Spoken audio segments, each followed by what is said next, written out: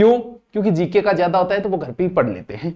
अब बात ये कि सब्जेक्ट का चयन नहीं पता बहुत सौ को, जो अभी नए आए हैं उनको भी पैटर्न क्या रहता है, क्या सब्जेक्ट चयन कैसे करें, क्या करें।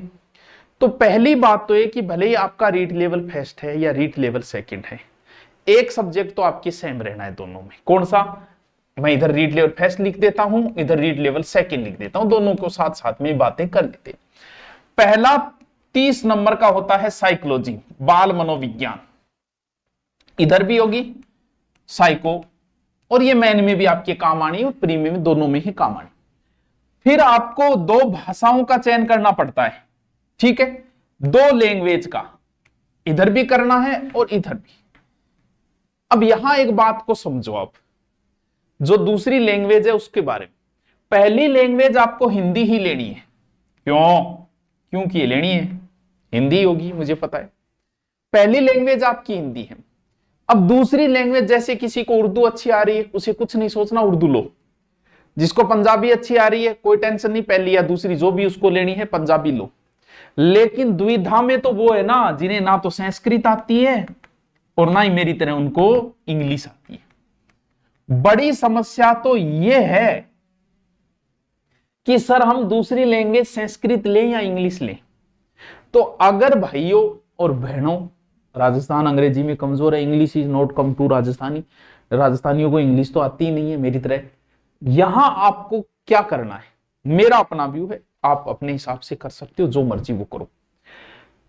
अगर आपको अंग्रेजी थोड़ी बहुत आती है और आपने पढ़ी है थोड़ा बहुत है, तो ही इंग्लिश लेना। अगर आपको कुछ नहीं आता और आप ये सोच के इंग्लिश ले रहे हो कि हम कोचिंग करके और 6 महीने में तैयार कर लेंगे, तो मुझे लगता है ये आपका डिसीजन सही। तो फिर आपको क्या लेना चाहिए? संस्कृत। क्यों? क्योंकि आपको तो 90% ही सही करने हैं, हमें तो 90% सही करने हैं प्री के लिए, आगे तो हमें कोई मतलब ही नहीं है दूसरी लैंग्वेज से। अगर आप संस्कृत लेते हो तो आपकी क्या फायदा है? शिक्षण विधि इधर हो जाएगी तैयार, वही शिक्षण विधियां संस्कृत में, और आप अब इंग्लिश में शिक्षण विधि आएगी, आपकी समझ भी नहीं आएगी क्या लिखा हुआ है। तो संस्कृत को आप समझ के शिक्षण विधि के उत्तर तक पहुंच जाओगे। जो संधि यहां है वही संधि यहां है, फर्क इतना ही है कि अपने स्वर संधि के 5 वेद है, संस्कृत के 8 वेद है। वही समास है, वही उपसर्ग है, वही परतें हैं, यानी लगभग चीजें आपकी सेम है, लगभग चीजें। तो आपकी पकड़ जल्दी हो जाएगी। आप अगर 30 में से ये सोचो कि 10, 12, 15 क्वेश्चन में सही कर दूं तो आपके 90 तक पहुंच जाओगे आप। अब आपको कुछ नहीं आता, अगर इंग्लिश आती है तो ही इंग्लिश लैंग्वेज लें बच्चों, वरना पंगा न ले।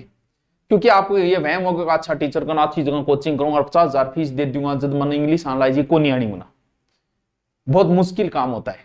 इसीलिए बहुत कुछ आता है। अगर आपको हिंदी अच्छी आती है तो संस्कृत 5-10 क्वेश्चन तो यही सही कर देगा, 10 तक कर दिया और चीजें मजबूत कर लेंगे आप। अपने को तो 90 क्वेश्चन सही करने हैं 150 में से। तो दूसरी लैंग्वेज आपको बता दिए क्या लेनी है, या अब आपका विवेक है, ठीक है। नंबर 3, यहां क्या होगा, और यहां 30 होंगे, 30 होंगे, 30 क्वेश्चन इसके हो गए, 30 इसके हो गए, फिर आगे बचे 60 और इधर भी बचे 60।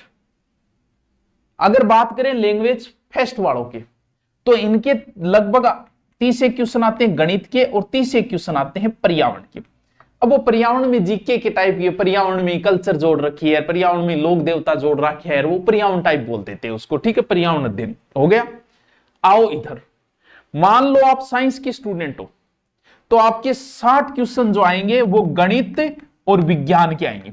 सर मेरे पास तो बायो थी, क्या मेरे को भी गणित पढ़नी पड़ी? बिल्कुल मेरे बच्चे पढ़नी पड़ी।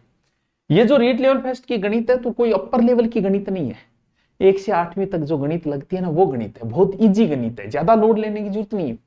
तो यहां गणित और विज्ञान आएगी। नंबर 2, अगर आप एसएस से हो तो आपके क्या आएगा? जीके आएगा, सामाजिक अध्ययन आएगा। कितने %? 60 क्वेश्चन।